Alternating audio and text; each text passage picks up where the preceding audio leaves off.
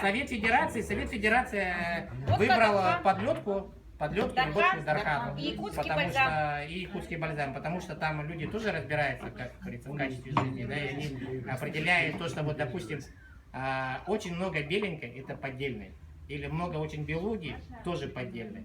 То есть он не может выбрать там, допустим, находясь в Госдуме или в Совете Федерации, какая это продукция, да, очень много контрафактов. Это общая как бы проблема, которая должно решить государство.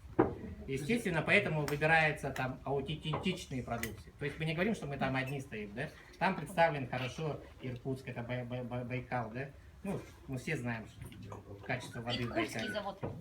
Поэтому мы всегда за то, чтобы наши предприятия все российские развивались, чтобы мы все приносили пользу нашей стране, и что вот именно те ингредиенты, которые они у нас, они бы пользовались. Потому что если исторически взять историю, это вот если почитаете Похлебкина, история русской водки, да, там она очень многогранная, очень интересная, также интересная, как жизнь нашей России.